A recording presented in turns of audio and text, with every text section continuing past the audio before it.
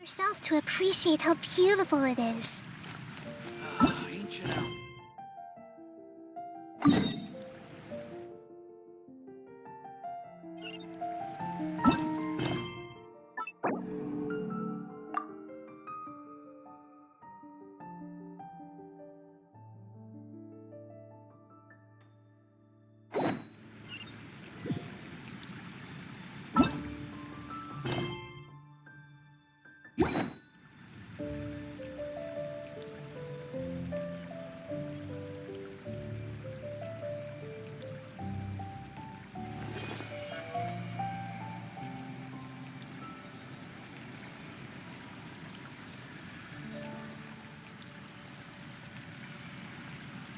The neighboring nation of Liyue has the most prosperous commercial port in all of that. Ancient Alchemy truly is fascinating.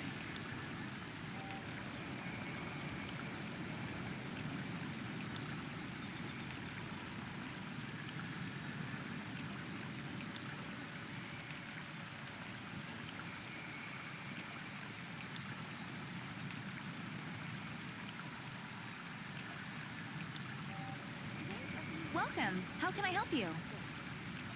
Anna, I will make you better. Ancient Alchemy truly is fascinating.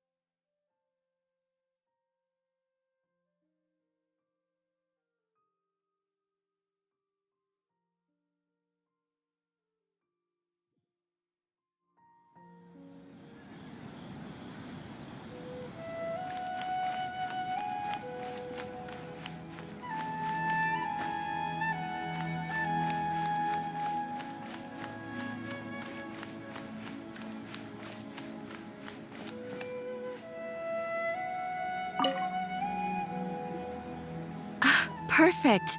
It's you two. I have a commission here that has your names written all over it. In fact, I'd even go so far as to say you're the only ones for the job.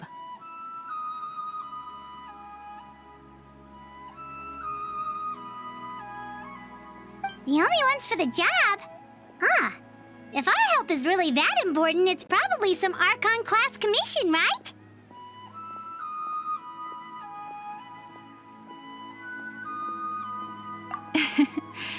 The Adventurers Guild doesn't employ that kind of classification system. In fact, this commission is also probably not nearly as intimidating as what you're expecting. All it asks us to do is to find a missing person. Huh? Then why did you say we were the only ones for the job? I came across this commission while reviewing our backlog not too long ago. It seems simple, but our records indicate that over a dozen successive efforts to complete it have all ended in failure, despite attempts by several accomplished and renowned adventurers. With the reputation of the Adventurers Guild and the performance of the Sumeru branch at stake, it's in our best interest to assign this commission to the adventurer with the highest completion rate over the past few years. Well, that's us for sure.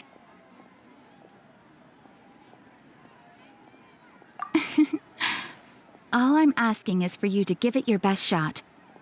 If it proves to be beyond your capabilities as well, I'll talk to the commissioner about canceling the commission.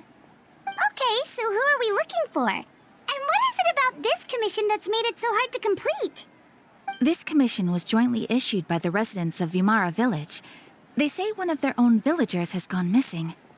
But the problem is, they don't know the missing person's name. They can only provide information about his general appearance. They're all from the same village, but they don't even know his name? If so many adventurers have failed to complete this commission, maybe this missing villager doesn't exist at all. Could it be some sort of a prank or something? Unlikely. Several villagers came by to issue the commission, and judging by their appearance and tone of voice, They seemed incredibly sincere. It certainly didn't seem like a joke to them. Besides, putting up a commission requires a processing fee. There aren't many upsides to a prank that costs Mora to carry out.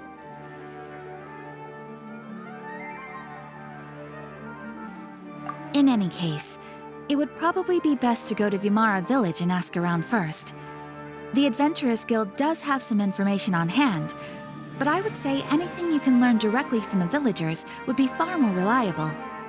The best way to avoid misdirection is to go to the source. All right then, let's go! I'm starting to get really curious about this whole thing.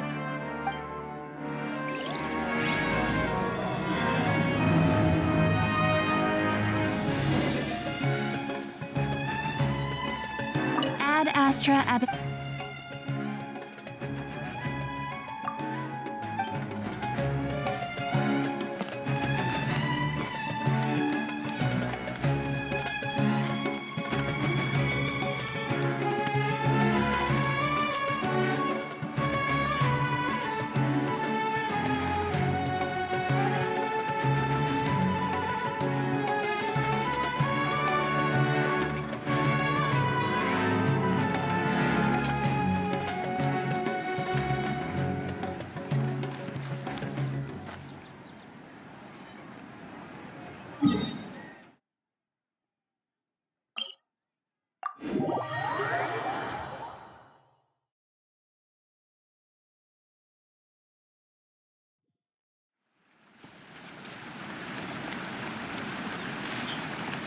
We made it to Vimara Village! Why don't we talk to some of the villagers to learn a little bit more about the missing guy? If this commission is really as challenging as Catherine made it out to be, we're gonna need to carry out a very detailed investigation. So many options. Don't panic. Which school should I choose? Compare the options one after another.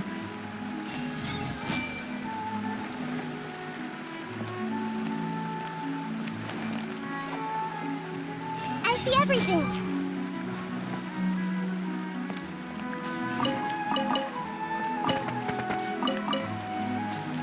Hey!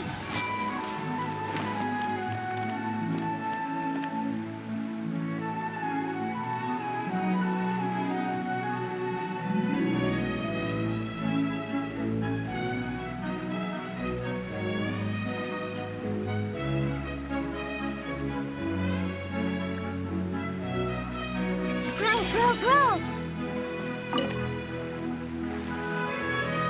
Hello there. You looking to buy something? I do business in this area. Oh, no, we're adventurers. Catherine sent us to look into a commission here in Vimara Village. Ah, so you're here about that, then. You're not the first, that's for sure. We've certainly made a lot of trouble for you all. To be honest, we aren't holding out much hope. Many adventurers have made their way out here, confident they'd be able to help us, only to leave soon after with nothing to show for their efforts. We've pretty much had it up to here in questions, and the area around the village has practically been overturned in search of clues, but no one has been able to make any headway. So, this person we're looking for, what's his name? Where did he live? Does he have any relatives? I don't know. I really have no clue. I couldn't tell you. Okay, guess you are really sick of answering questions. I'm sorry. I didn't mean to sound short with you. I was actually just giving you my answer to your questions. I know it may seem like we don't have anything to offer by way of information, but I promise you, we all have a very strong impression of him. When you live in the same village as someone, you develop a lot of memories together, you know? We just don't know the specifics. Maybe we did at one point, but that information is long gone by now. At least that's what everyone in the village seems to think. We've all exchanged what we know, and that was the only logical conclusion. All right, specifics aside then, what kind of person was he? Young guy, in his early 20s probably. Incredibly kind sort of person, always willing to lend a helping hand. I'd chat with him when I didn't have any customers. I even saw him stick out his neck for others on more than one occasion. Very interesting guy, that one. Now that you've started talking about him, you don't seem nearly as down in the dumps as you did before. Seems like he left a pretty good impression on you.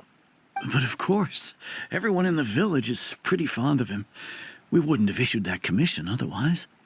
There aren't many young people like him nowadays, so genuine and pure. To think that he just up and disappeared one day. I just hope nothing bad happened. Could he have just moved away without telling anyone? No, he's not the type to leave without saying goodbye. And anyway, moving away without being seen by a single person in the village, there's no way he would have been able to manage that.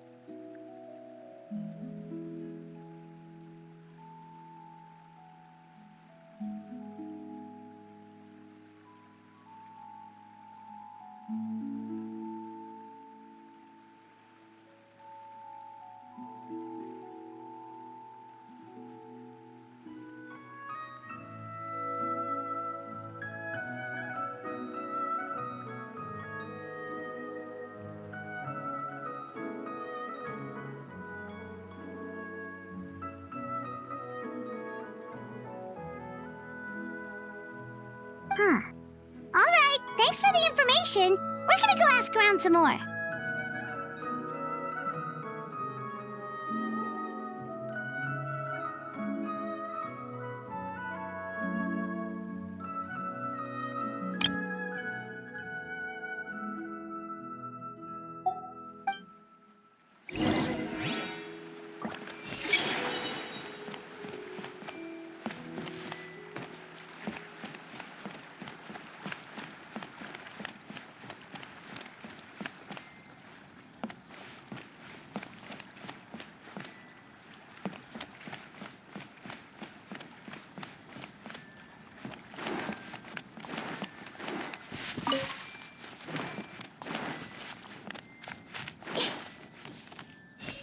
I didn't think I'd meet her here.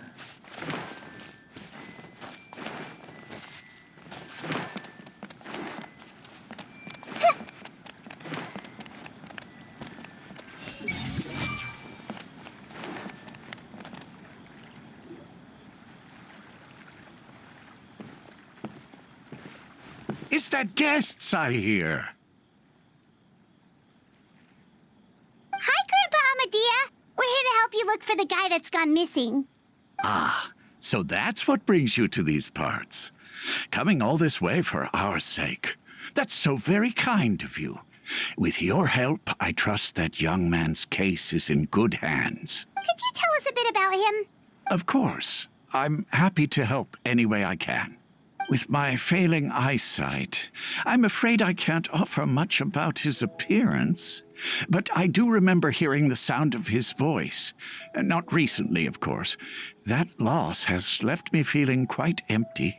I don't think his parents are still living in the village. But somehow he never seemed lonely. In fact, he was usually the one offering companionship to others. He would often take time to visit the elderly or play with the orphans in the village. And whenever someone had something on their mind, he was there to listen with open ears. He always knew just what to say. As the village chief, I owe him many thanks. Helping villagers navigate difficult moments in their lives should have been one of my responsibilities. But he was often the one rising to the occasion. Wow. He seems like such a nice and gentle person. No wonder his disappearance affected you all so much.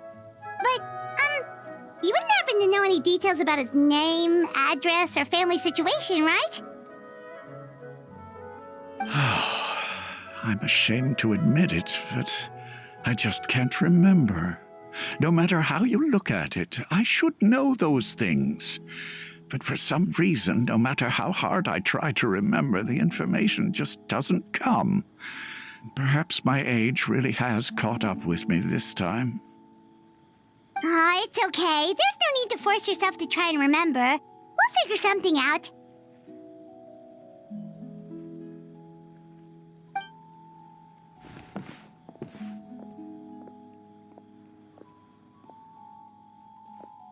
Well, Traveler, what do you think?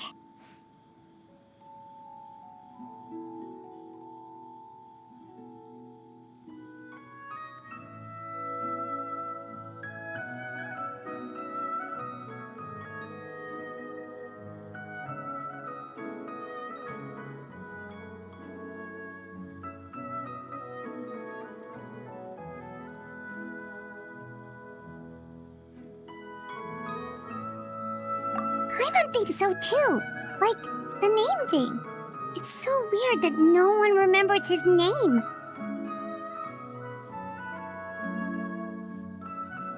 And nobody has been able to tell us anything about his family or where he lived.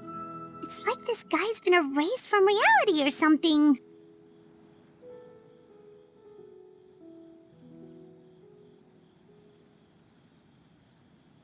Wait, so you're saying it's not that he's been erased, necessarily, but more like he never existed to begin with? Okay, Paimon's gonna need some time to process that one. Someone who only exists in people's memories?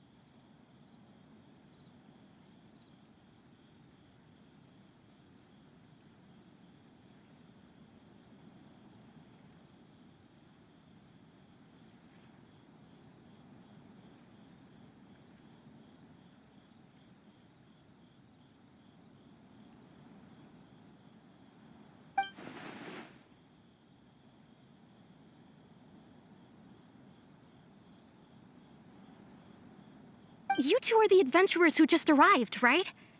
You're here for the Vamara Village Commission?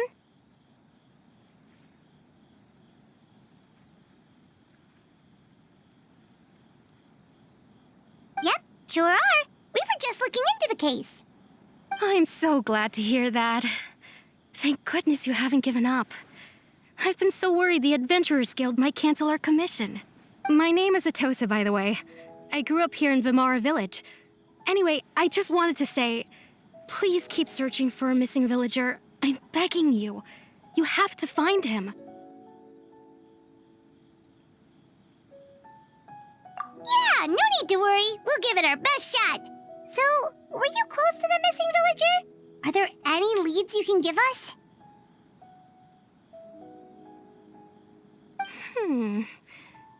I'm not sure this counts as a lead, but follow me. There's a place I'd like to show you.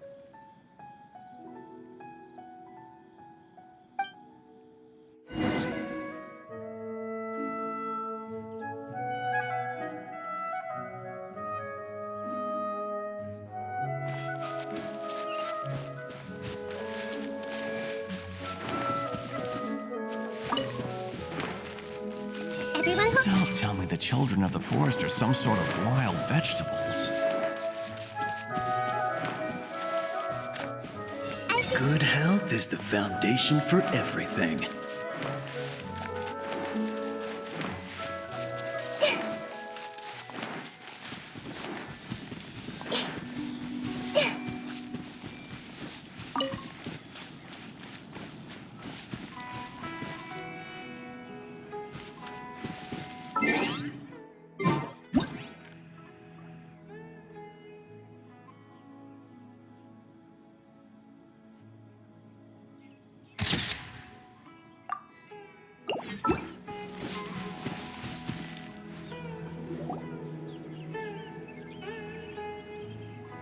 Is this the place? Under this tree? Yep. I know it doesn't look like much, but this place is very meaningful to me. It's so full of memories. We used to always sit together under this tree and talk. Sometimes we would look up at the clouds in the sky or stop to feel the wind against our skin. We could sit there for hours at a time, never realizing how long it had been. I was actually adopted by the people of Vamara Village. The forest rangers found me in the woods as a child. I was surrounded by such good people, and growing up in the village was so lively. Still, there were times when I couldn't help but feel incredibly alone. Alone? How should I put it? When something's bothering you, or when you have good news to share, you always want to talk about it with somebody. But for the longest time, I didn't know who I could talk to, or if I should say anything at all. Everyone has their own problems to deal with. Even if I might want to confide in others, I don't want to become a burden.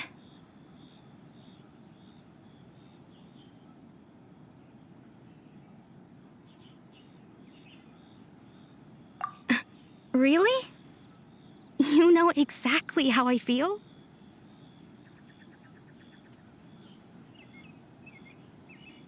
Aww. Wow, that sounds really nice. You're quite lucky. When it comes to our missing villager, well, I guess you could say that to me. He felt like both a family member I could rely on and a friend who could really understand me. No matter what came my way, I knew I could always talk to him. He was so thoughtful and pure, and patient, too. Whenever I talked to him, he would always seem so interested, as if the things I was describing were just as important to him as they were to me.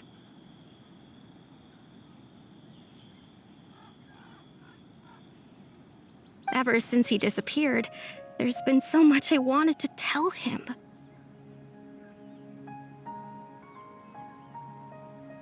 No, none of those things matters now. I just really want to see him again.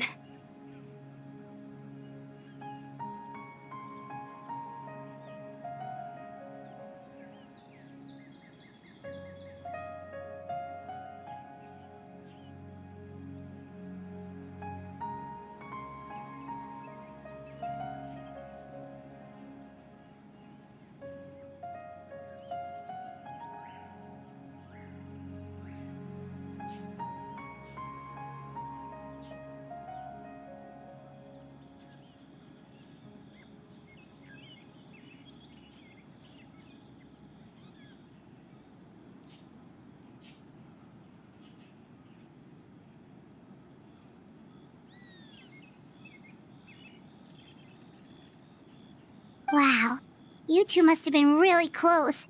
Did he ever tell you anything about himself?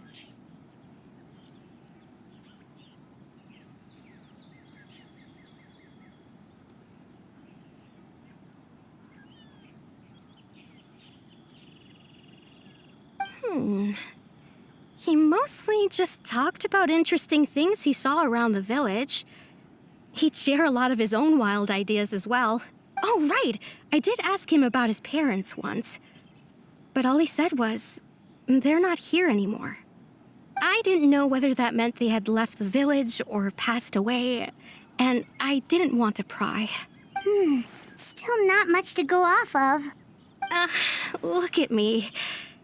Talking your ear off and still nothing to show for it. I'm sorry I wasn't more help. The last time I talked this much in one go was when we were still together. Come to think of it, every time we talked, it always seemed to be around dusk, just like right now. Time always passed by really slowly. Even when it felt like we'd been talking for hours, the sun would still be at the same position in the sky. Well, time always seems to pass slower when you're relaxed, right?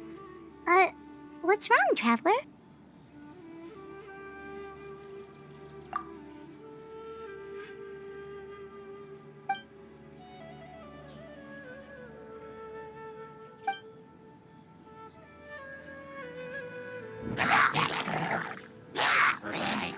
Hey, look at those hilly trails over there.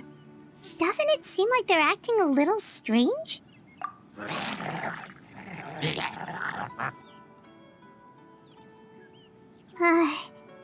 The Abyss Order. Could they be the ones behind all of this?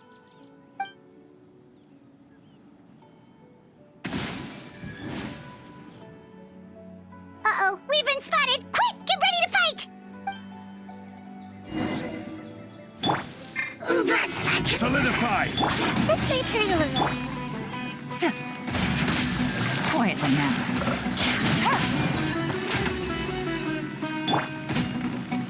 Lake Bear.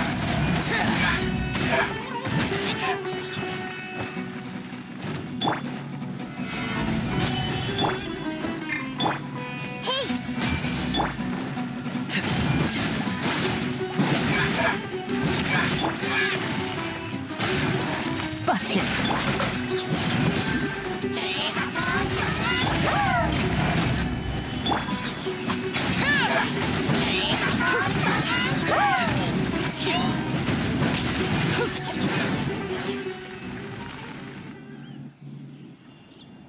Thank you so much. I wasn't expecting monsters to show up. If you hadn't been here, I'm not sure what I would have done. It was no trouble. Now that I think about it, the hilly trolls around Vimara village have been a lot more active lately. They seem agitated and would often attack anything in sight. Chief Amadea doesn't allow the children to play in the area around the village anymore. Maybe the Abyss Order really is involved. Well, we should head back and check out the situation in Vimara village just in case. If the Abyss Order is plotting something that could spell trouble for the villagers.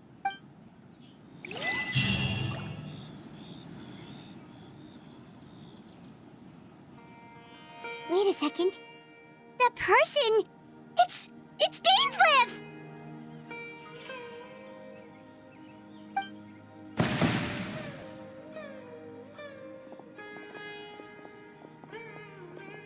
Ah, it's you two. Oh, a friend of yours?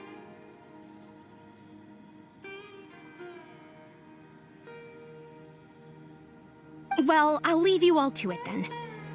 I should head back to the village and check up on Chief Amadea and the others anyway. Well, see you later. Yep, see you later, Atosa!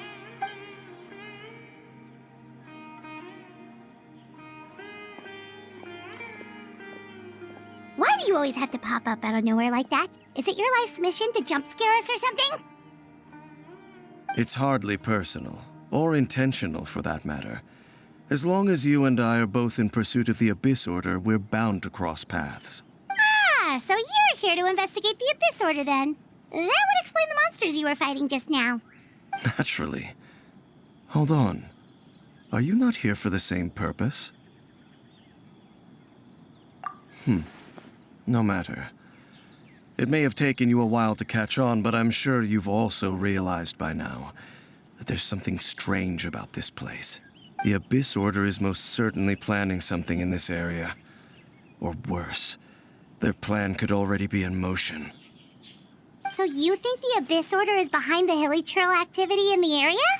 As things stand, I highly doubt that is their primary motive.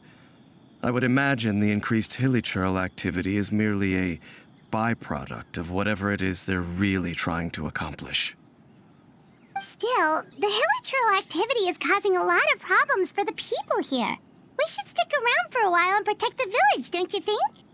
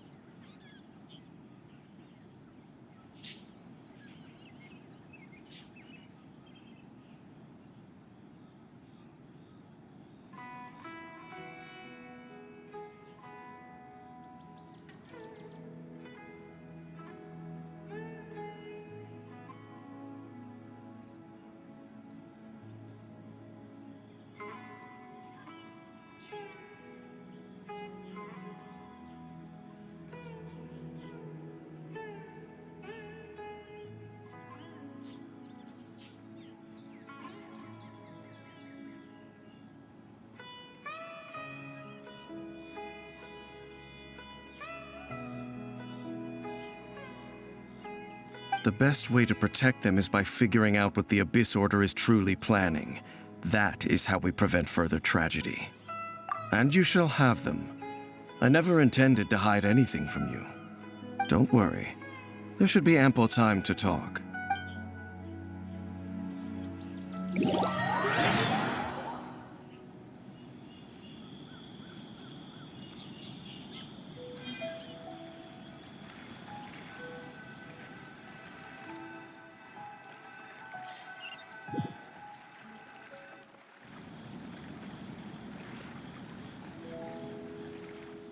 Ah, so that was the commission that brought you here to Vimara Village.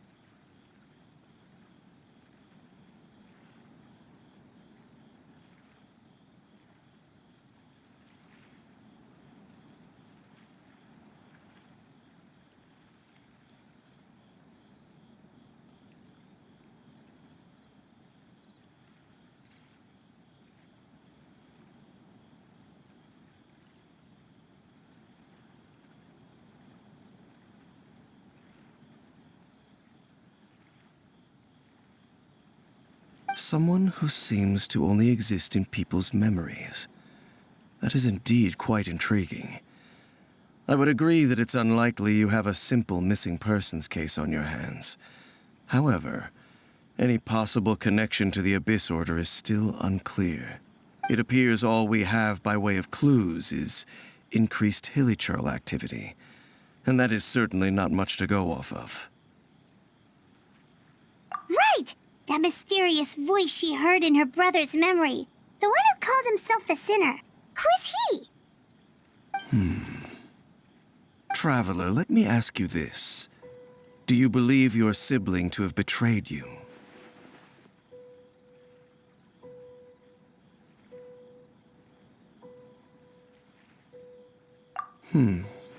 I sense hesitation in your words. After all, you still haven't figured out the whole truth of what happened. There's still hope for the two of you to reconcile. Irreparable damage has not yet been done. The sinner you wish to know about, his situation is different. He and his fellow sinners have long betrayed me, and long betrayed their nation.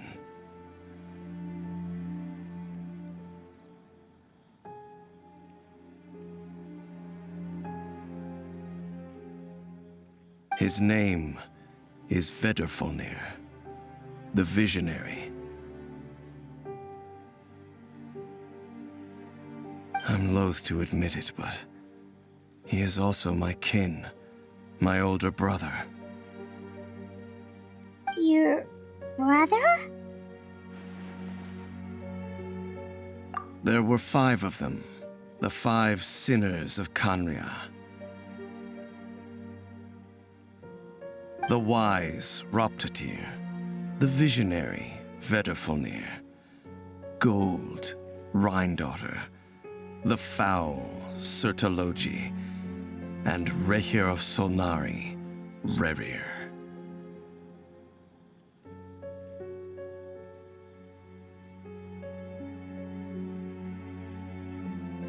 No matter how eroded my memory may become, I will never forget their names. One day, I shall have my vengeance.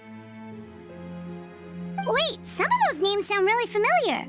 Rhine-daughter is the one who created Albedo. Sertologi is Skirk's master. And the one we just learned about, Dane's brother, Vedrfolnir. If he was the voice of the sinner, then the one who inspired Clothar to create the Abyss Order was him!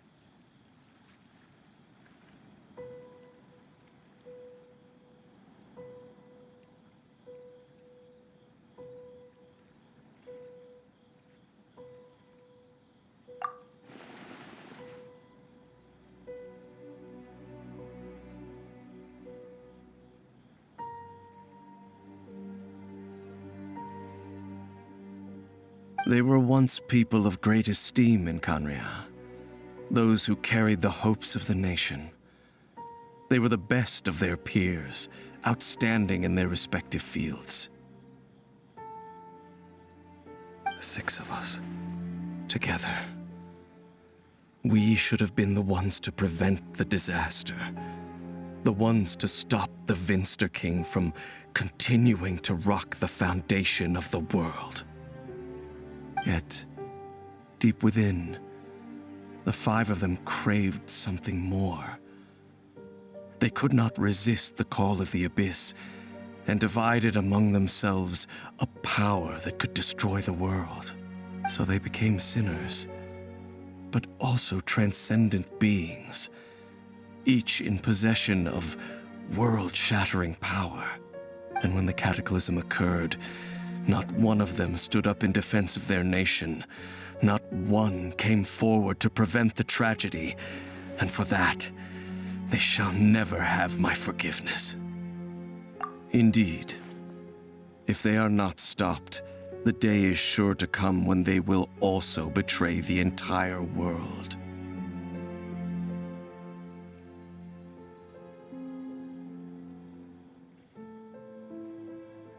Of course, as I said, I never intended to hide anything from you. So, Dane, what have you been looking into all this time? I've continued to investigate the questions surrounding the Loom of Fate. It's been quite some time since the initial operation was launched. By retrieving the eye of the first field tiller, we were able to stop part of their plan from coming to fruition. Oh, Paimon remembers! Weren't they going to use it to corrupt Osial and make a god or something? Indeed. However, it's obvious that was just some sort of technical experiment.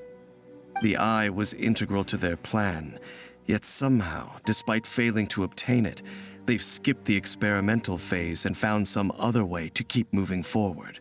There are many signs pointing to that effect. Then what should we do? It's not too late, is it? Our most pressing concern is to determine the purpose of the Loom of Fate. From there, we'll be able to deduce the Abyss Order's true objective.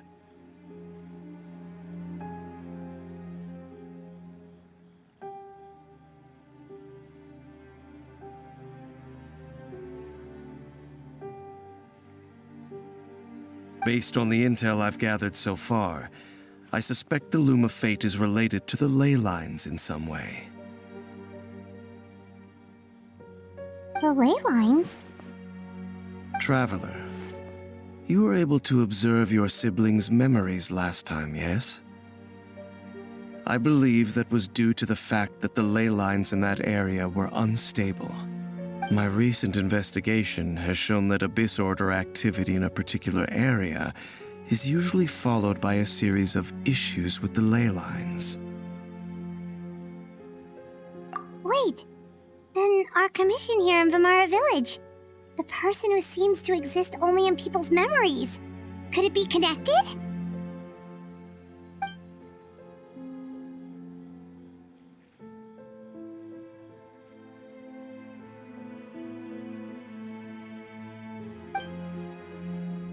It's certainly possible. I'll join your investigation tomorrow. This missing persons case could very well turn out to be the key to unraveling these mysteries.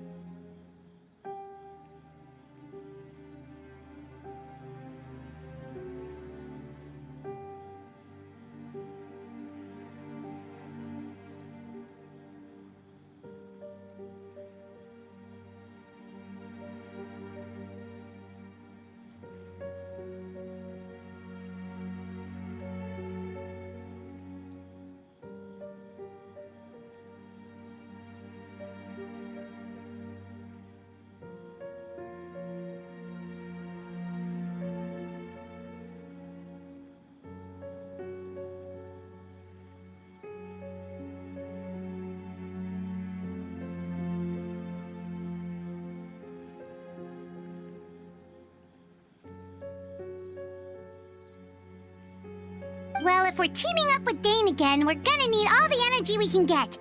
Let's try investigating somewhere a little further away tomorrow.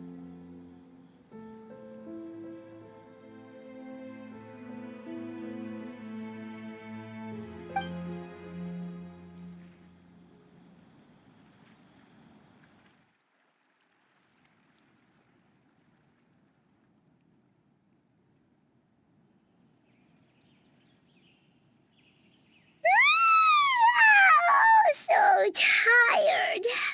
Paimon used way too much brain juice yesterday.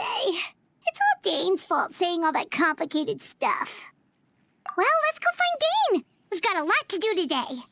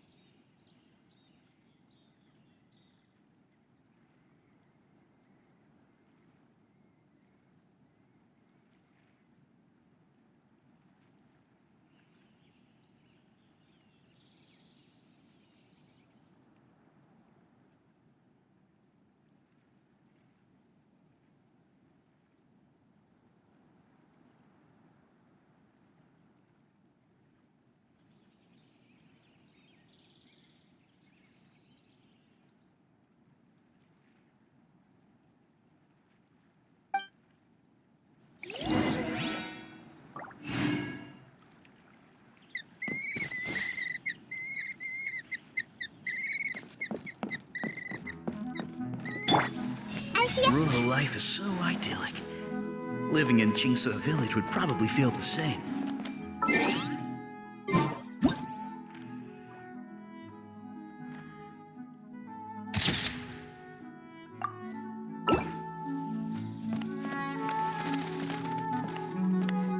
I want to be a grown-up soon.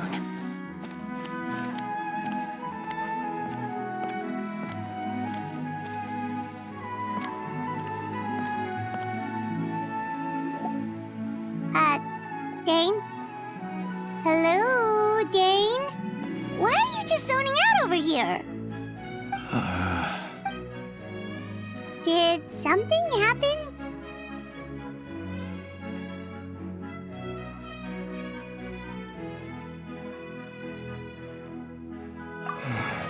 The missing person from your commission. Could you describe them to me? Oh, young guy? Early 20s? Seriously, Dane, what's going on? There appear to be certain memories in my mind that weren't there before. Memories of him. Maybe we just talked too much about him yesterday and you had a weird dream or something? No, it wasn't a dream. They're memories. Memories that suddenly appeared in my mind after I woke up. And I'm certain I've never met this person before. I remember handing him the eye of the first field tiller. What? Okay, so this missing person definitely has something to do with the Abyss Order then. Indeed. And it appears he possesses the ability to implant memories into the minds of others. Wait then. All the memories the villagers have of him, could they be fake too? Maybe they never knew him at all. But why would he do something like that?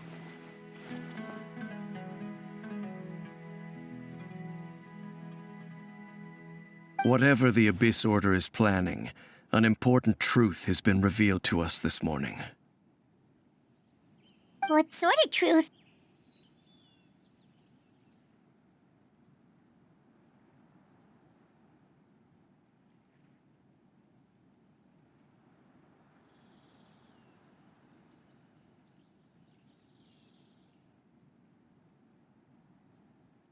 That their goal is still to obtain the eye of the first field tiller. They haven't stopped searching for it. I am the only person who knows its location. Perhaps implanting that particular memory was an attempt to interfere with my mind in some way.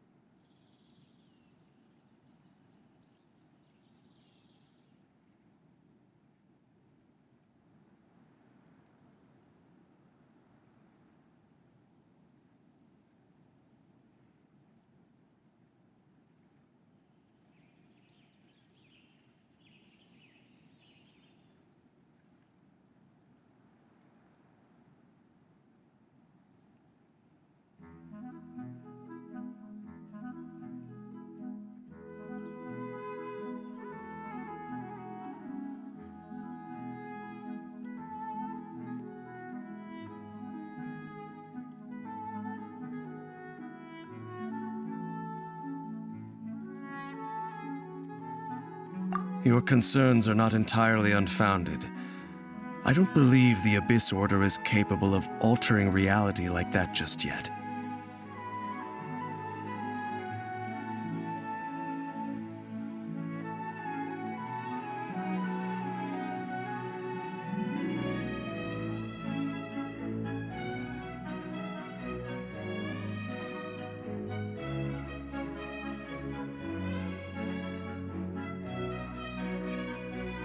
However, considering their single-minded pursuit of the Eye, I would say an equal level of caution is in order on our part.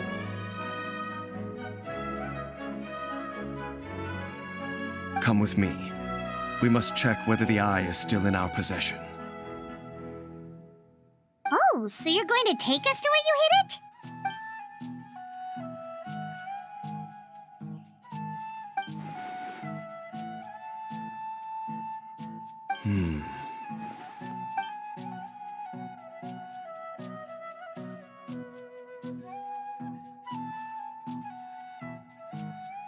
Of course.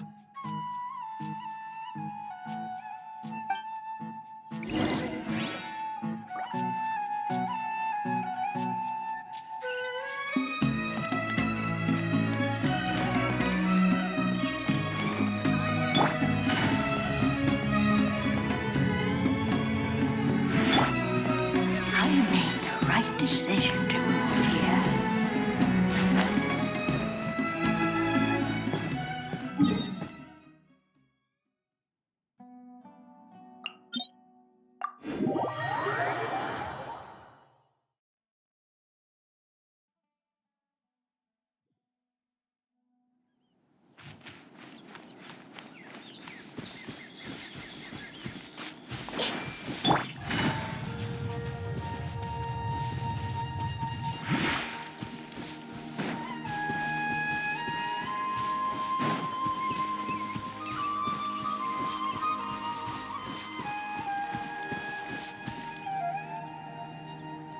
So you hid it way out here?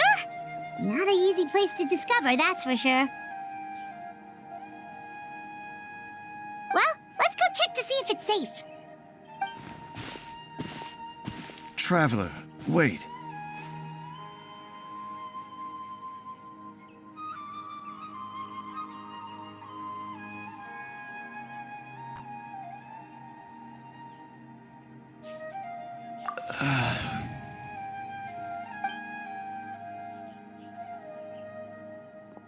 We've no time to lose. Let's head inside.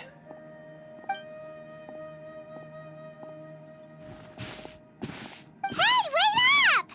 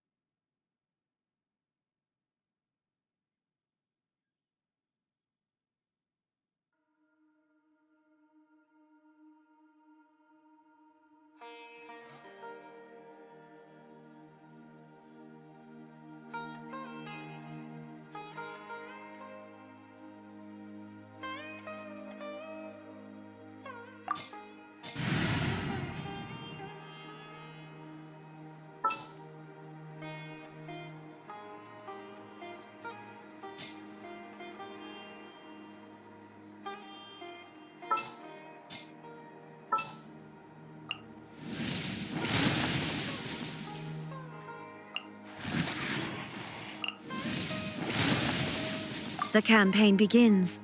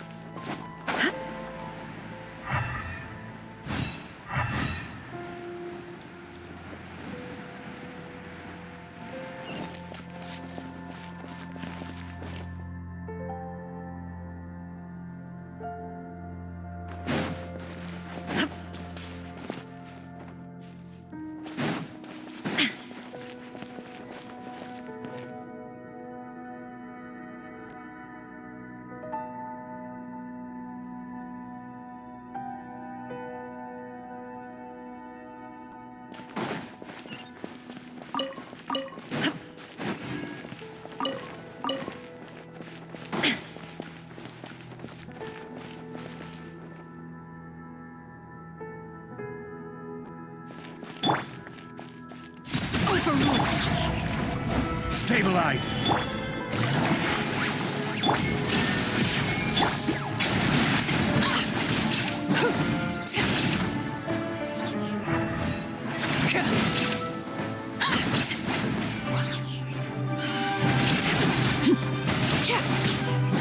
It appears the mechanisms here have changed over time. You can access the upper floor through the side door. Perhaps you should try reactivating the mechanism over there.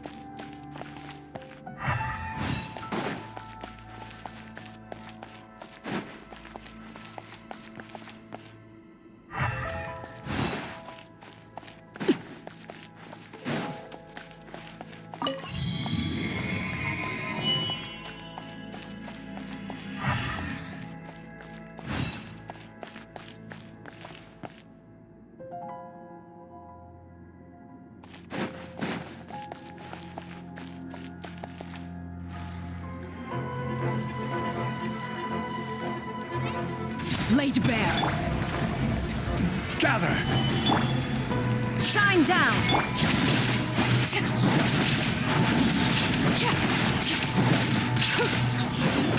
Gotcha.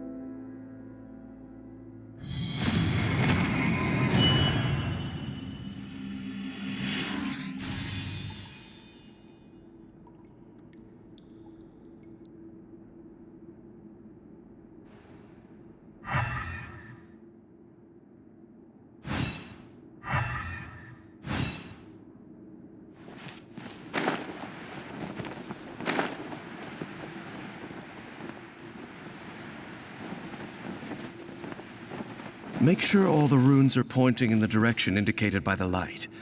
That should unlock the mechanism.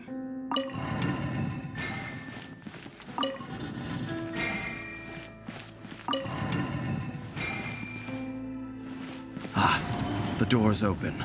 Let's go. Our destination is just up ahead.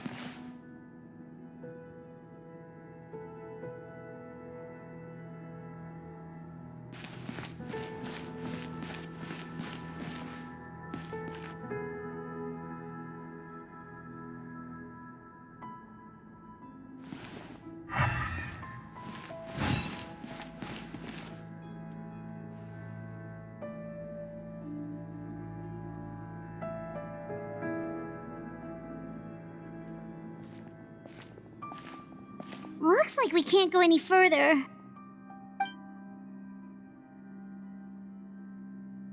Be on your guard. I sense the presence of the Abyss. It's the Abyss Order! They're here!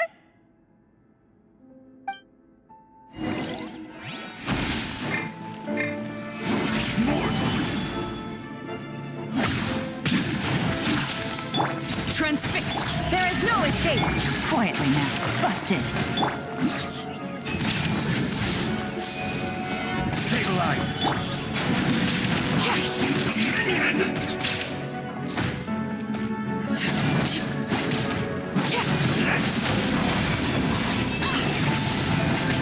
Overrule! Shine down! Gotcha! Quietly now.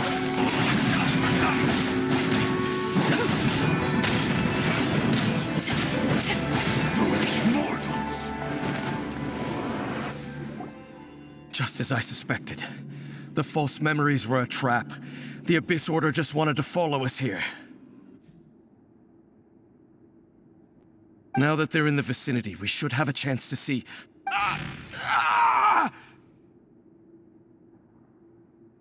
Dane? What's wrong? Can you feel that?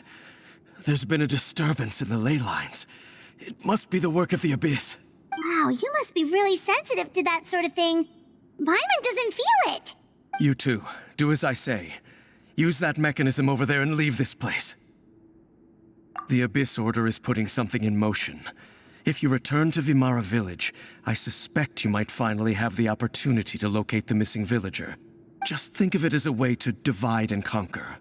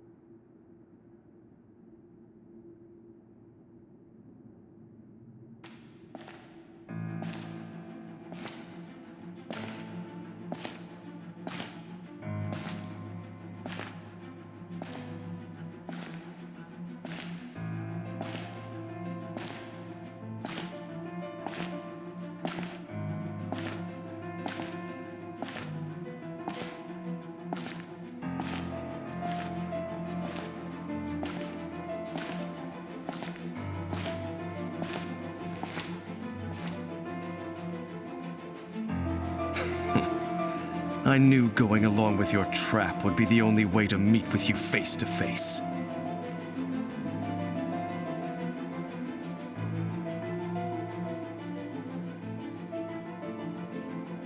You risked your safety, and that of the Eye.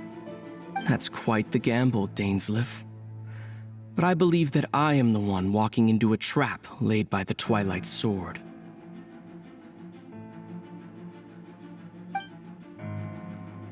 So you came here all on your own? What about those followers of yours?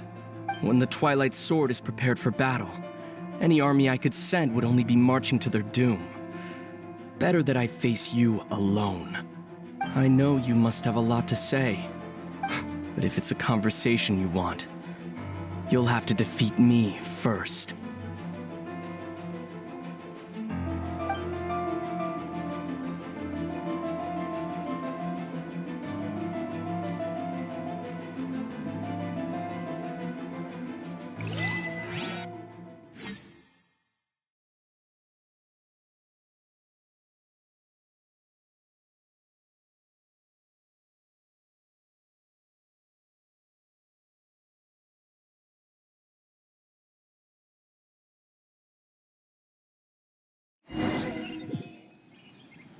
The Abyss Order's on the move.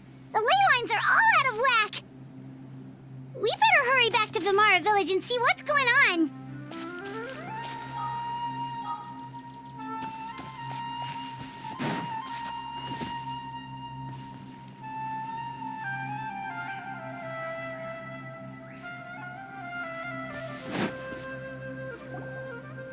Hey, look at those hilly trails over there. Weren't they acting super agitated just a little while ago? Why are they so calm all of a sudden?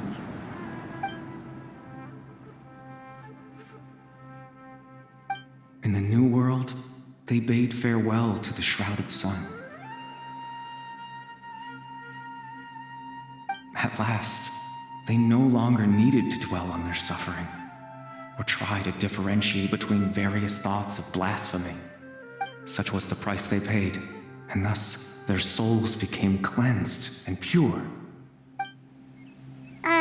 Did you hear that? What was that sound just now? It sounded so gentle. Could that voice be comforting the hilly trails in some way? Oh, this is weird. Let's check if this is happening anywhere else.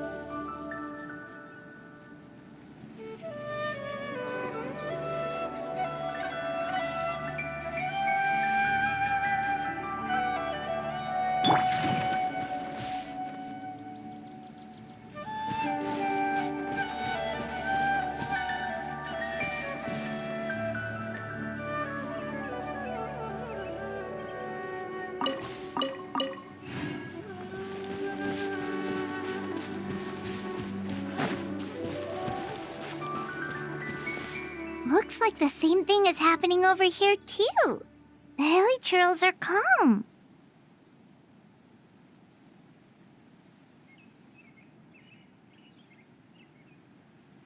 You see, we're both still here.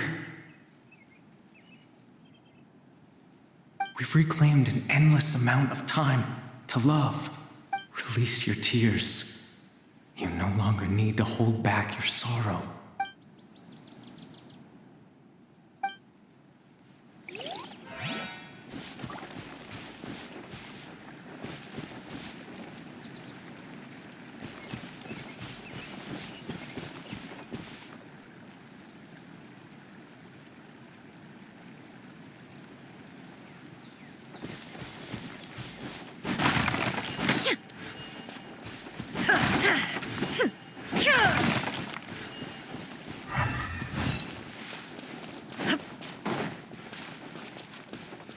Over there. It looks like they're sleeping.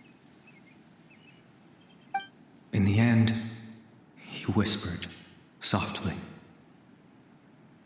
"Sleep well, Father.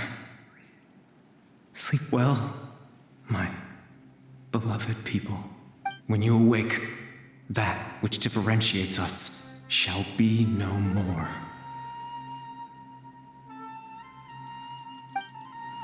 It almost sounds like a poem or some kind of story.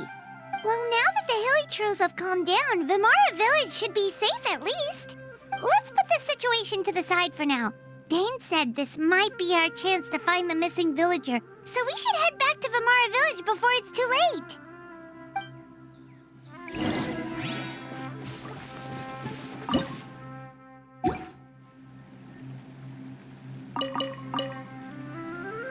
Illusion shattered!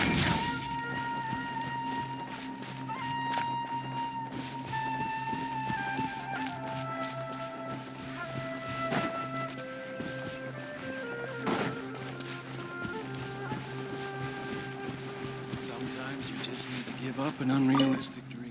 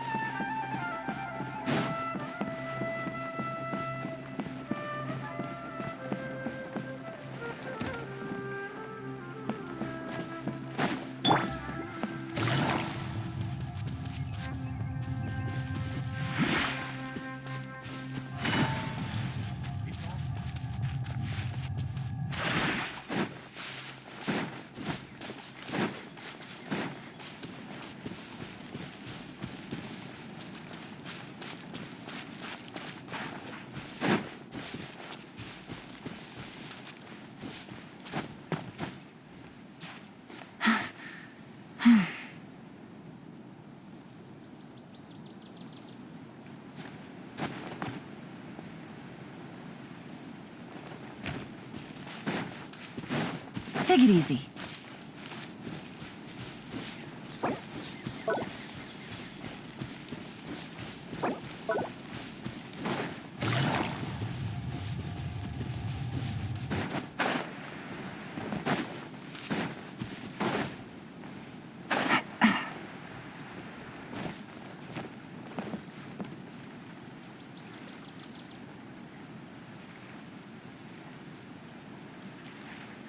Researching human physiology is so much more interesting than field research.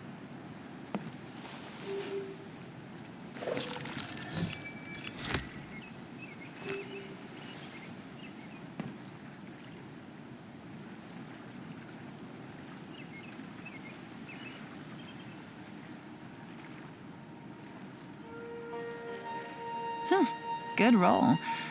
All right, maybe I'll take one more day off and knock out the rest of the work once I'm feeling up to it.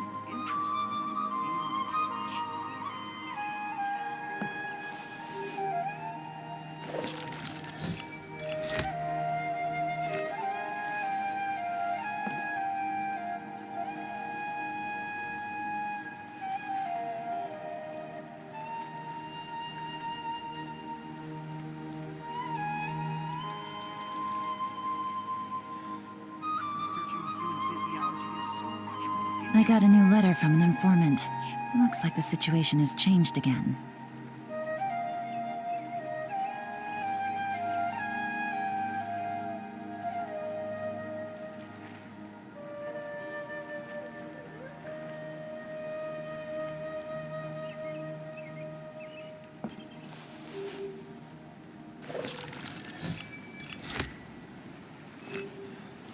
Researching human physiology is so much more interesting than field research.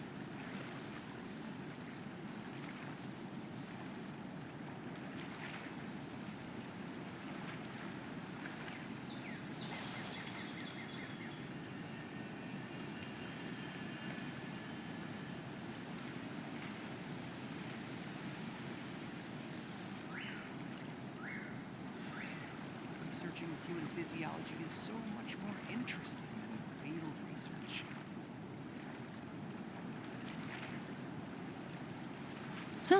Good roll. All right, maybe I'll take one more day off and knock out the rest of the work once I'm feeling up to it.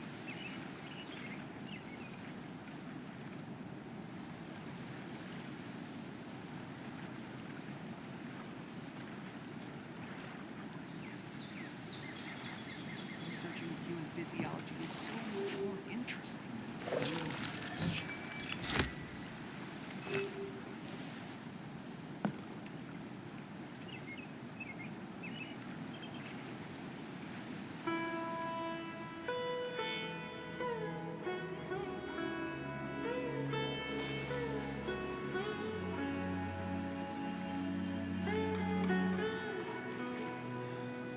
Researching human physiology is so much more interesting than field research.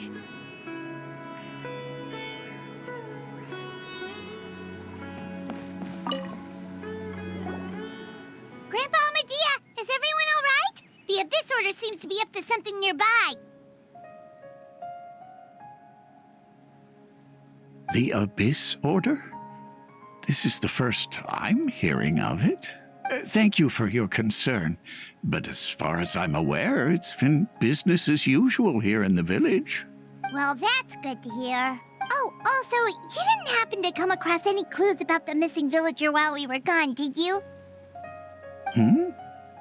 Someone's gone missing, you say? Who would that be? Huh? You know, the young guy from Vamara Village. The one you've been looking for all this time? You posted a commission with the Sumeru Adventurers Guild. That's kind of the whole reason we're here, actually. Your missing persons commission. Ah, I do apologize, you two. I hope I'm not worrying you too much. I'm sure it's just my age making me forgetful again. At least right now, I can't seem to recall whatever it is you're referring to. Perhaps you should try asking someone else. But how is that? All right. Thanks for your help, Grandpa Amadea. Something's definitely not right. We just talked to Grandpa Amadea about the missing villager. There's no way he could have forgotten all about him just like that. What do you think, Traveler? Could everyone's memories of the missing villager have been erased again? You're right. We should narrow down the possibilities first. Let's go ask someone else then.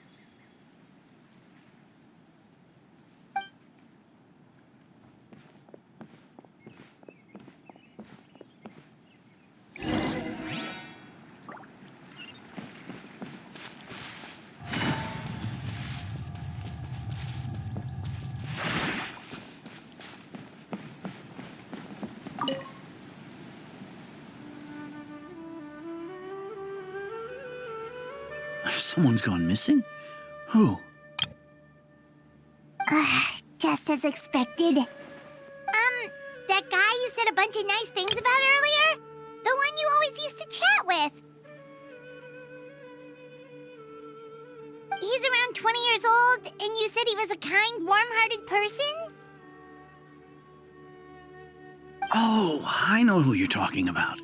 Really? You remember? There aren't many young people who've earned that kind of praise from me. If you're certain that's what I said, then there's only one person who fits the bill. No doubt about it. But why'd you say he's gone missing?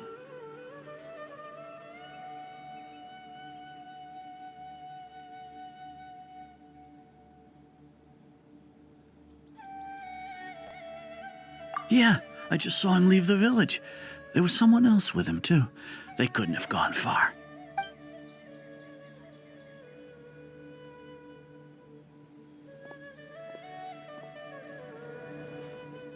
Strange.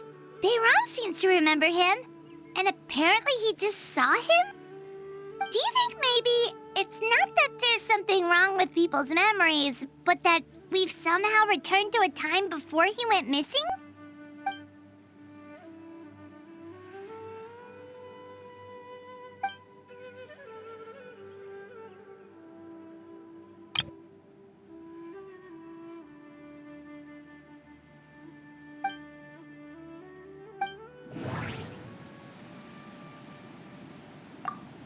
Just like what happened with Greater Lord Rukkhadevata, no one remembers him, because there's been a change in people's memories.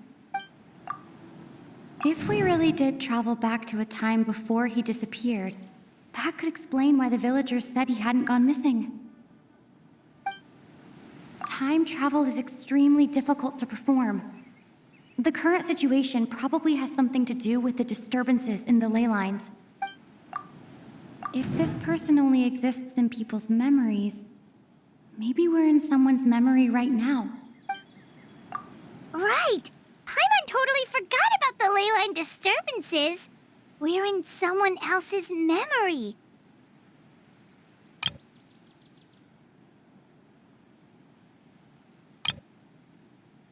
Just like how you entered your sibling's memory last time. That would also explain why we seem to be at a time before he went missing. It's a memory after all.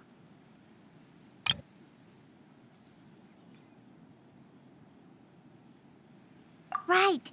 If he's someone who only exists in people's memories, then we're finally on the same turf. But didn't Bayron just say that he saw him leave the village with someone? Where should we go look for him? Who knows how long this ley line disturbance is gonna last? We might not have that much time, and we don't even know whose memory this is. Good idea! That'll help us narrow things down. We pretty much figured out that the missing villager has the ability to... Right! That! Could we try to figure out more about him using what we know of his ability? Like, does it maybe leave a trace that would somehow give him away?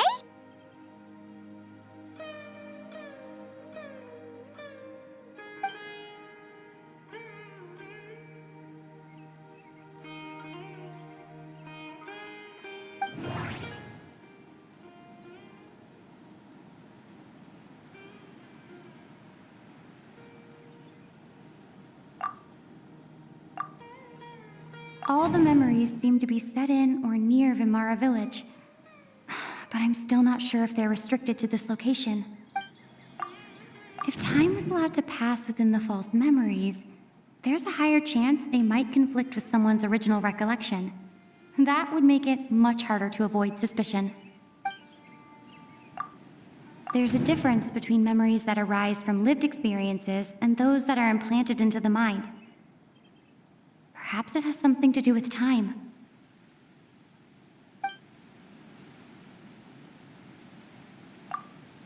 No. Based on what we know so far, there isn't any evidence to support that conclusion. No wonder! All this time and the sky hasn't changed a bit! That must mean time isn't passing! That's the tell of the fake memories! The implanted memories are basically taking place outside outside of the regular 24 hours of the day. If the memories included the regular passage of time, it would be easy for people to tell that something was off.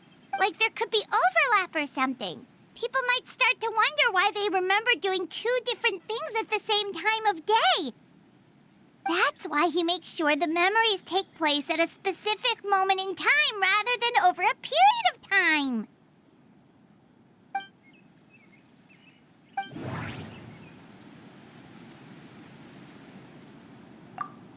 We thought Chief Amadea forgot about the missing villager. But it turns out, we're at a moment in time before the village issued the commission. Dainsleif had memories implanted into his mind. Could it be that it's happened more than once? The color of the sky coincides with the moment in time she described. No.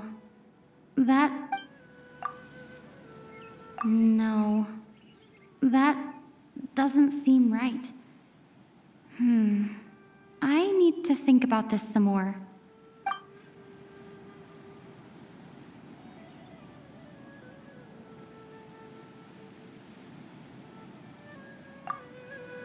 Oh, right! That's exactly what Atosa described!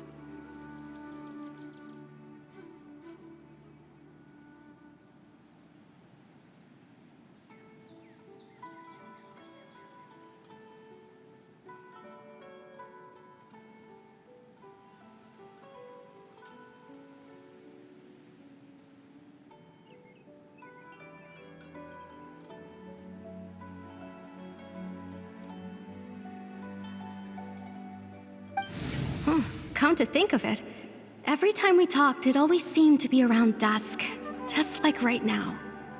Time always passed by really slowly. Even when it felt like we'd been talking for hours, the sun would still be at the same position in the sky. Yep, that has to be it! This is definitely Atosa's memory. Yeah, that's where they'll be!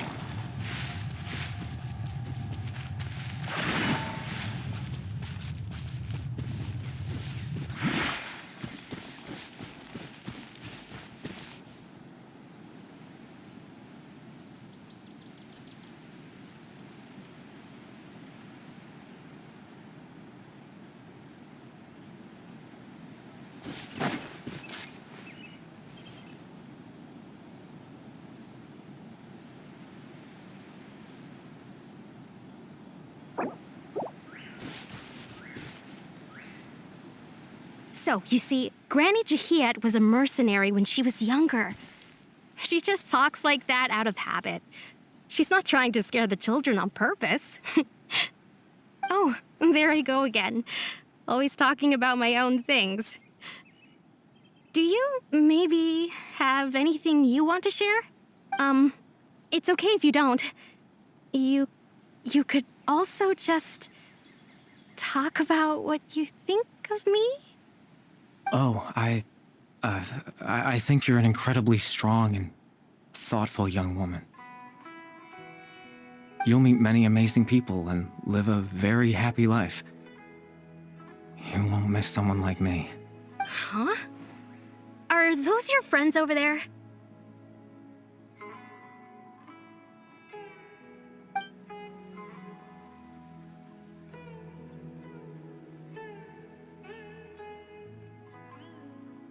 Oh, right! This version of Atosa hasn't met us yet! Friends? I guess you could say that. It must have taken them a lot of effort to find me. So, I should see what they need. I'm sorry, Atosa.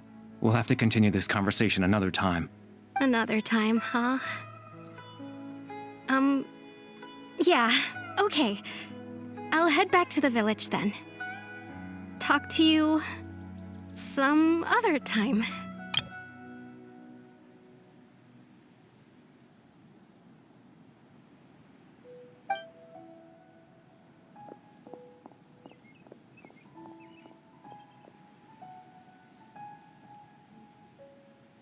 It's nice to see you, Traveler.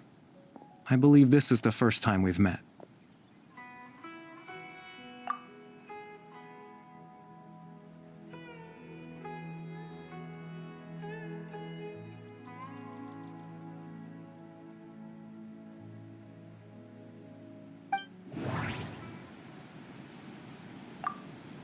The founder of the Abyss Order.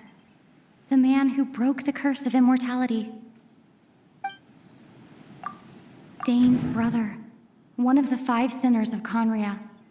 The one who stole the power of the Abyss.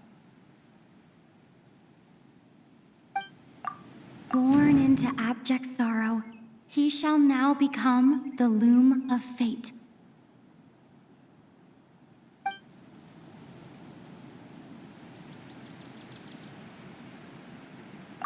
You're Caribert Alberic. Oh. You know me? That's quite the surprise. I don't believe I've met you before. Oh, I see. It was the memory, wasn't it? Your sibling's memory. You saw the me from back then. This is Atosa's memory. I came here to say goodbye to her. But I suppose I'll just leave her a message instead. Come, let's find somewhere else to talk.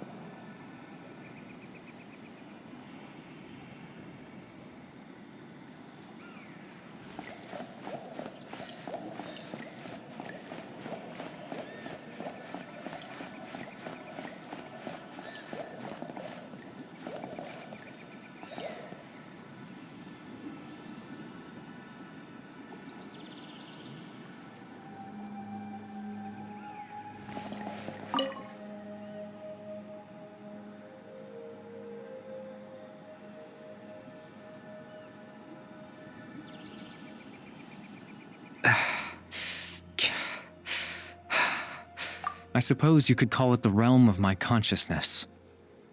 I'm someone who no longer exists in the real world, after all. As you well know.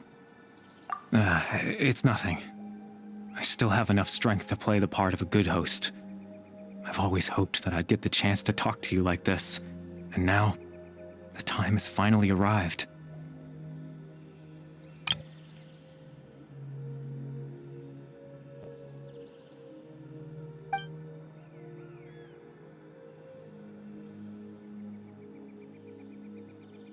Extreme sorrow and pain, hope and regret coursing through your veins, and a degree of abyssal power that defies comprehension.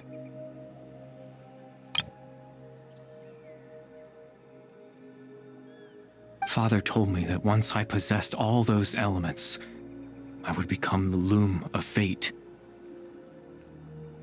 But, despite his intentions for me, I never truly became the loom of fate. I was merely used as a means for its construction. In truth, I died the moment I set everything in motion.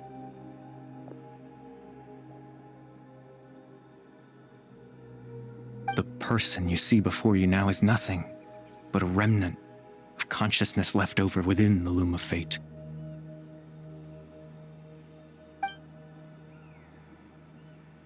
As for your question, the loom of fate is a device capable of weaving ley lines. In its primitive form, it can only be used to create and implant memories. But, as more of it is completed, its power becomes stronger and stronger, until finally, it has the power to weave real ley lines of its own. Once fully completed, the moment it gains the power to weave ley lines, it loses the lower-level ability to influence memories. But it also becomes a tool that can change the entire world. Yes, I have the ability to control the loom in its semi-completed form. I suppose you can think of it as a form of compensation. After all, its existence cost me my life.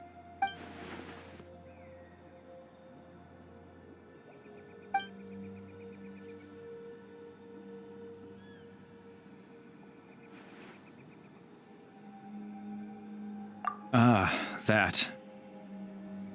I was wrong to implant those memories. I'm sorry I caused so much trouble. Not only for everyone in the village, but for you as well. I just wanted them to feel like I once existed in this world. As if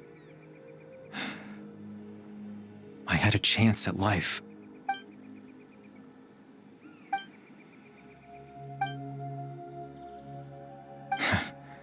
I know what you must be thinking. Why would I do something so meaningless? But I just couldn't accept it. I had to know what it would be like if I had my own life. What kind of person I would be. What other people would think of me. Chief Ahmadiyya, Baram, Granny Jahiyat, Atosa.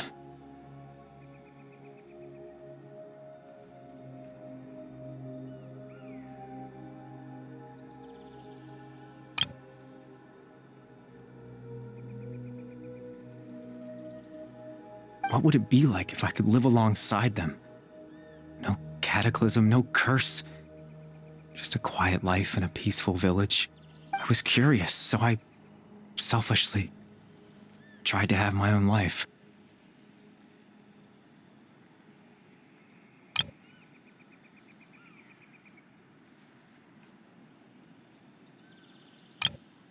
Even if that meant piecing together the version of myself that could have been.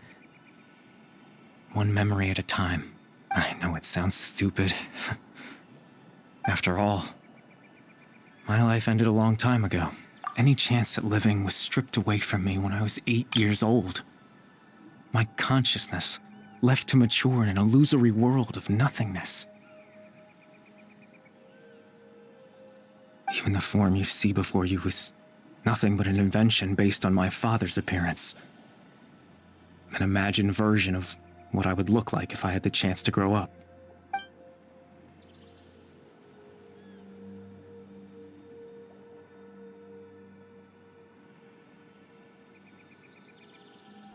I know.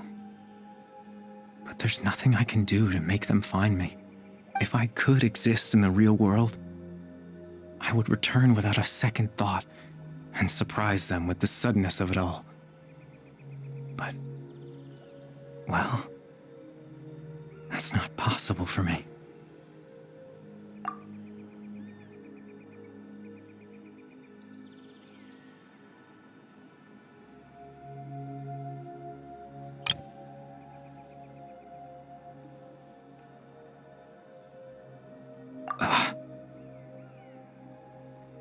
I know.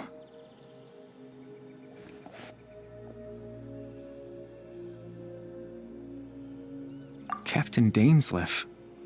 Twilight's sword, you mean? No need to meet up with him. Things should already be settled on his end. Exactly. As someone who could only exist in people's memories, the fact that I'm able to talk to you in my consciousness like this can only mean one thing. The Loom of Fate has already been completed.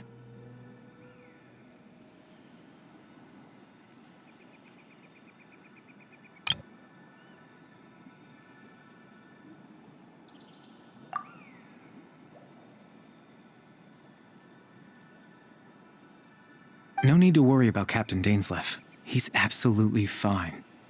The only reason he lost the eye was because I happened to guess exactly what he was planning. Captain Dainsleif has had the eye inside his body this whole time, hasn't he? His plan was to lure the Abyss Order to a false location, capitalizing on their pursuit of the eye in order to have the chance to confront the prince. He would then hand the eye to you and tell you to take it away from that location. That way, Captain Dainsleif could accomplish his own goal and ensure the safety of the eye all at once. A very thorough plan.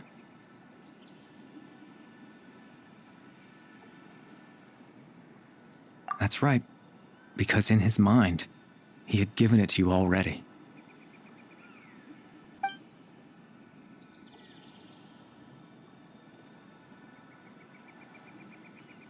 Before you two entered that false location. Traveler, wait.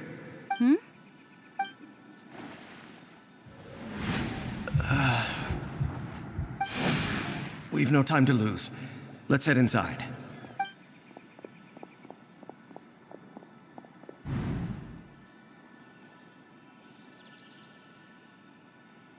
That was when I implanted the memory of him handing you the eye. Given the tense situation at that time, Captain Dainsleif failed to notice anything out of the ordinary, and took that memory to be real. I'm sorry, Traveler, but I needed the Loom of Fate to be completed. And to do that, we had to retrieve the eye.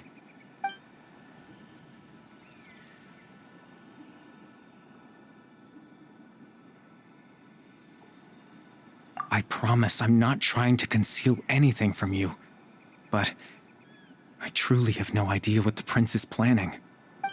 Tevat's ley line system is deeply entrenched in the planet. Creating new ley lines can neither replace nor extend the ones that already exist. In the face of everything they could be planning, I fear I'm too insignificant to even get a glimpse of the bigger picture.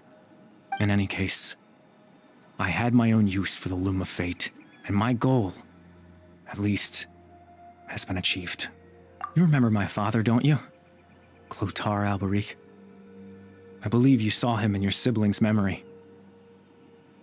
After he used the power of the Abyss to restore consciousness to my hilichurl form, I suffered from an indescribable level of mental anguish. To comfort me, my father told me a story, that this was a fairy tale world where I had to take on the form of a little monster. That story managed to dispel my fears, even if just for a moment. My goal was simple: to use the Loom of Fate in its near-completed form. when its ability to create memories was at its strongest, to implant a specific memory into the minds of the Hillagirls. In that memory, I would tell them a story, just like my father did for me. It was a story of fairy tales and love. But more than anything, it was the story of us.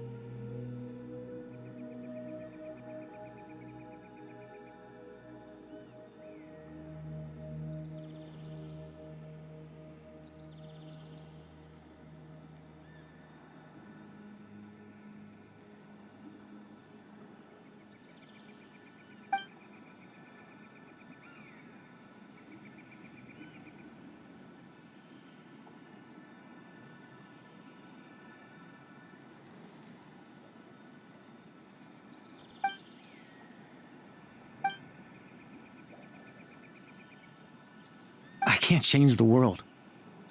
Not when I lost the very right to exist within it.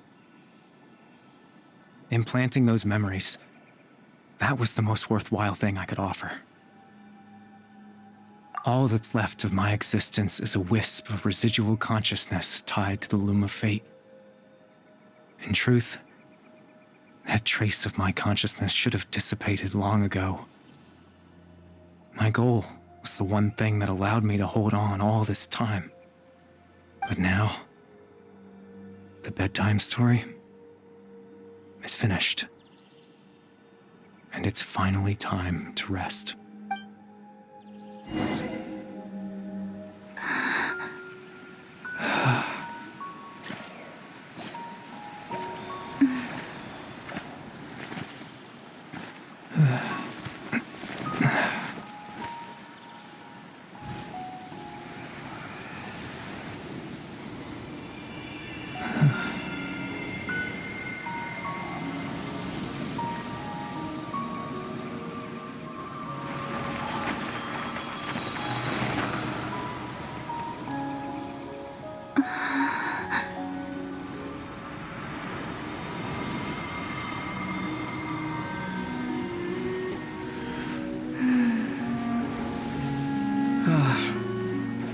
Looks like I was too late to see Kari Bear one last time.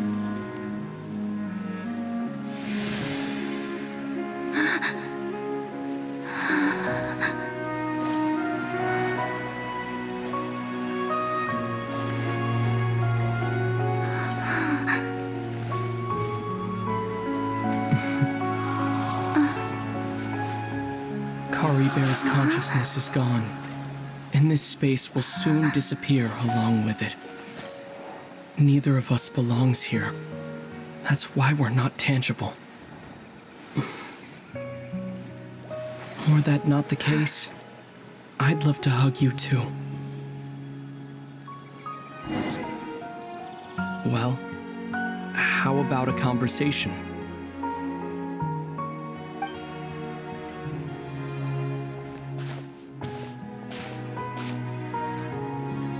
The chance to just stop and talk like this is certainly not easy to come by. Wouldn't you agree? That battle earlier was tough.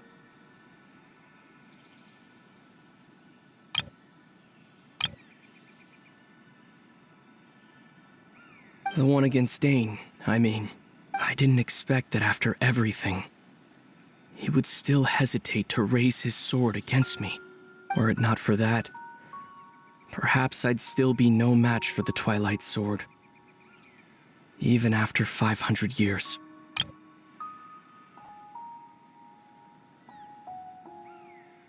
The Loom of Fate, huh? I still haven't found a way to utilize it to its full potential. But there's still time. Before the heavenly principles awaken.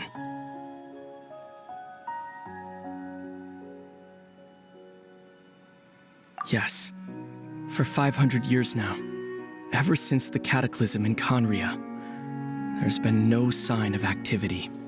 Not long ago, you witnessed the Hydro Archon destroy her divine throne. Yes?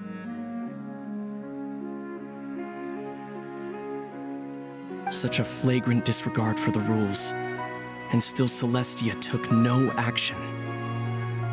I suppose that's proof enough of the Heavenly Principles situation. However, the Heavenly Principles will awaken.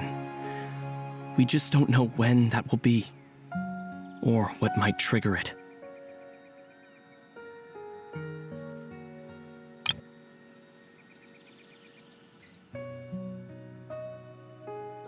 You could say that. Just look at Kari Bear. He was so pure and single-minded. The space we now find ourselves is a perfect representation of who he was. Quiet and peaceful.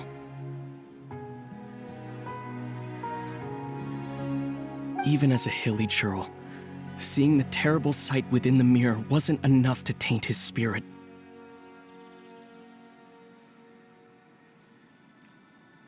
He brought comfort to the people of this world, even though he was denied the very right to be a part of it.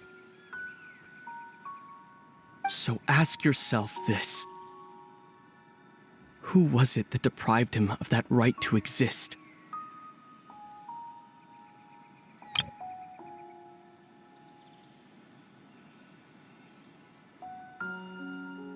Of course, that's only one example. My feelings about the Heavenly Principles are too complicated to explain in just a few words.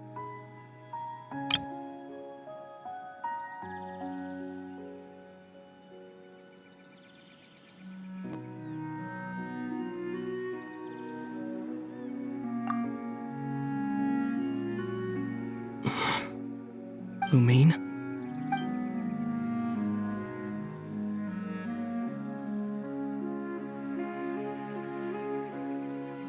You're the only one in this world who calls me that.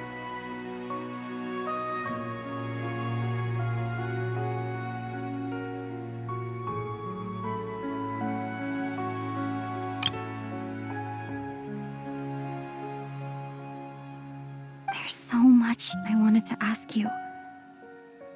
But for some reason, I'm not interested in asking those questions right now. There's just one thing I have to ask. One thing I could never understand. Why? Why can't we continue our journey together?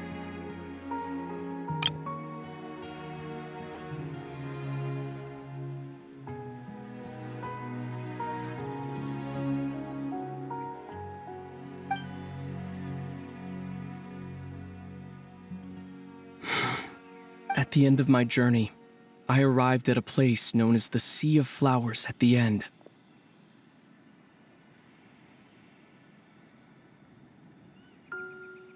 Do you remember?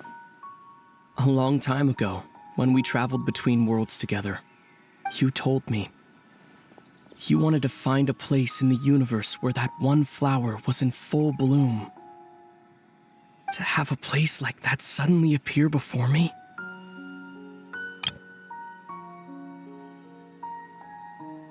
Well, would you think of that as a coincidence? You mean? I miss you too, Lumine.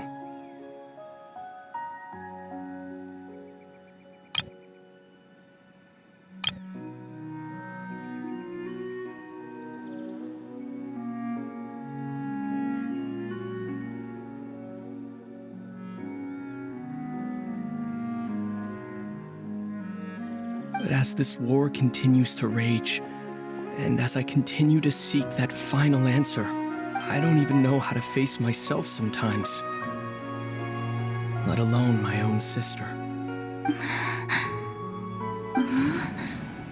What's going on? This space has lost its tether. I doubt it'll be able to exist much longer.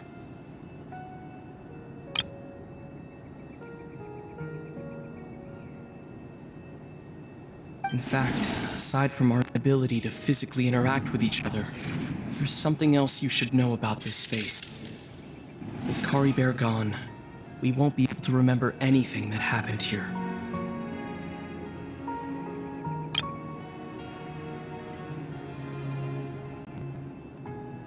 everything in this space will be wiped from existence, including all memory of our reunion.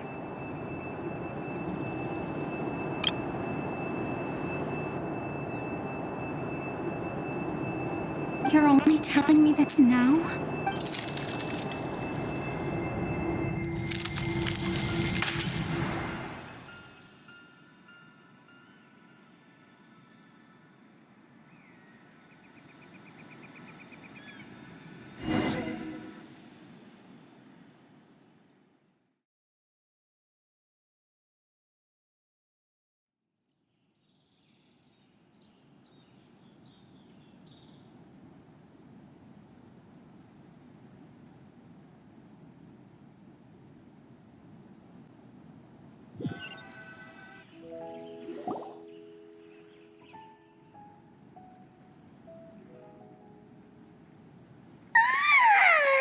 Still so sleepy.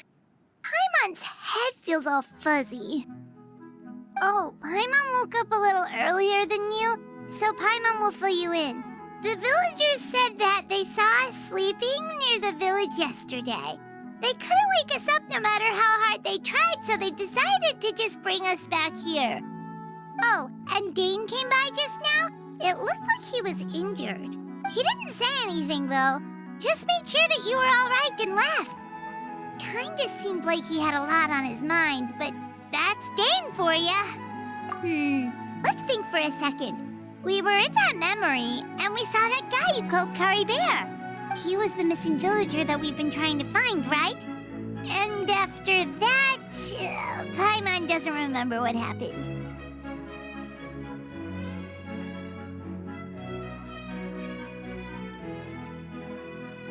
Wait, really? What a score!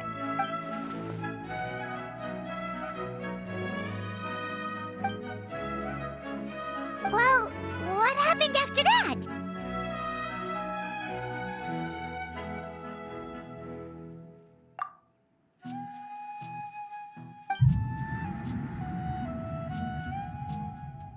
Ah, there you are.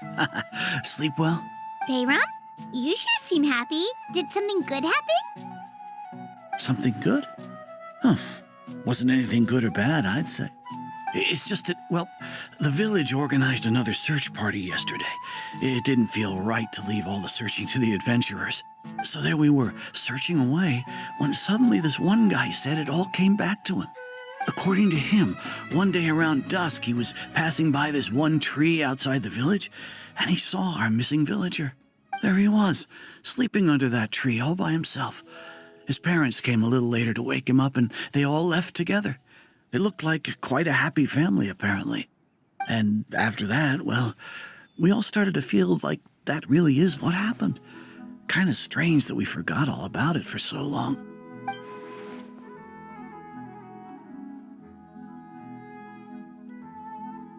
Oh, and we also remembered his name, Curry Bear. Now, that's not a name you hear every day. Would have been helpful if we remembered it sooner.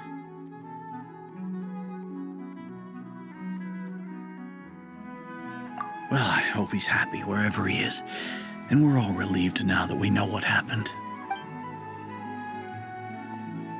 Seems like everyone thinks Curry Bear left the village. That's probably for the best. At least they have some sort of explanation now.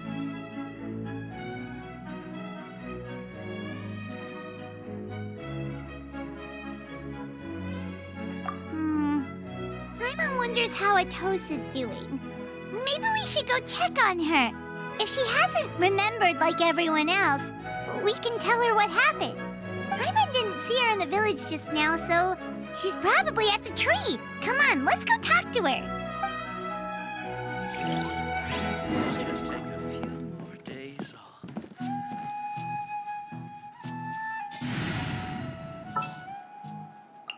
Time to broaden the horizons again.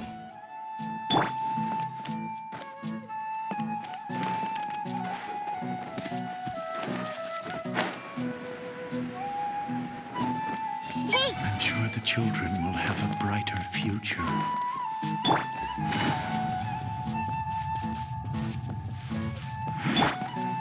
I don't make a lot of money, but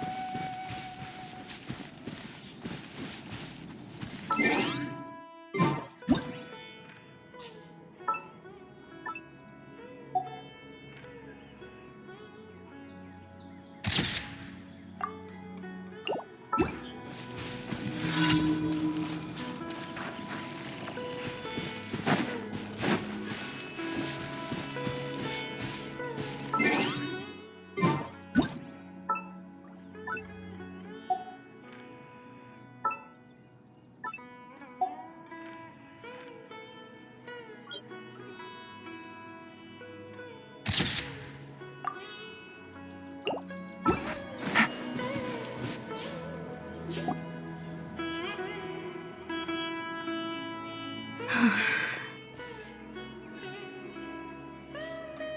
Atosa, how's it going? Oh, it's you two. I was just about to go looking for you. I wanted to thank you.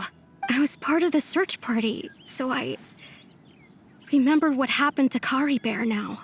Honestly, I just can't believe I forgot something so important.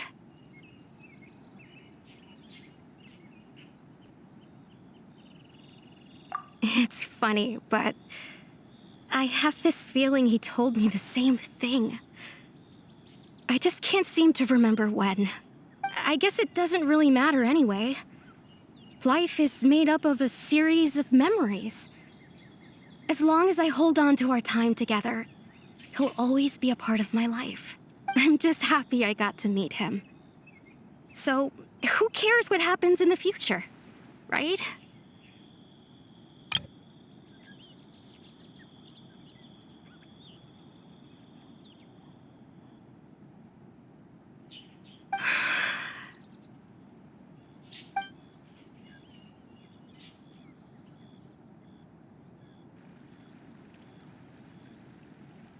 Okay, I'll admit, I'm just putting on a brave face.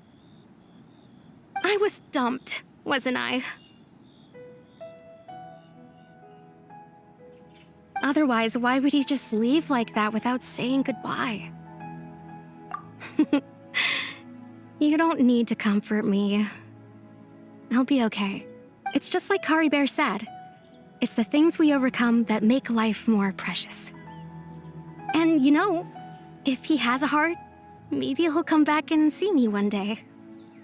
Anyway, thanks for all your hard work, you two.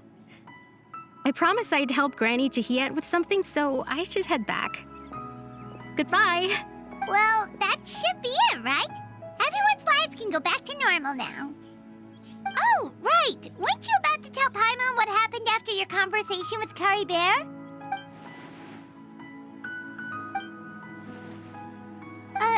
A picture? Where'd that come from? Let Paimon see!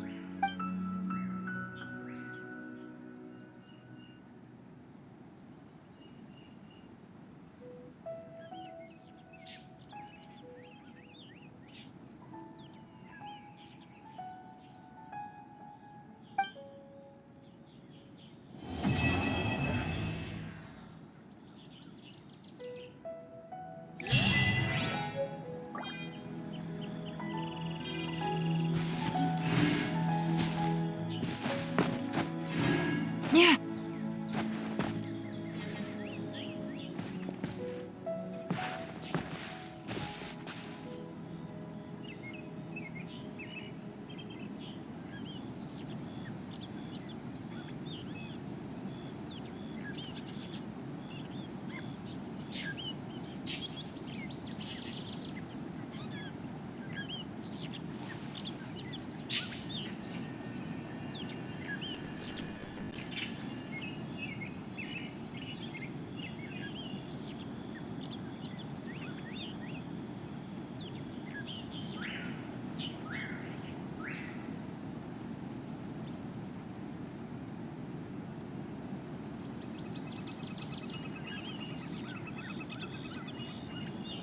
Navigating the world is a whole lot easier with a few different identities to choose from. Need me to come up with some for you?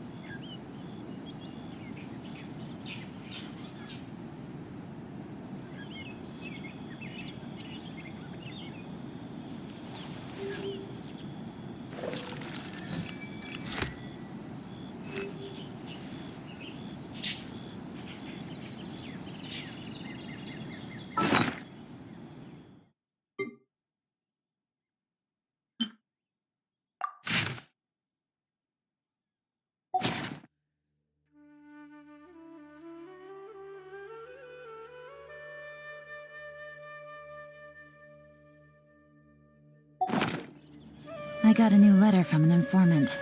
Looks like the situation has changed again.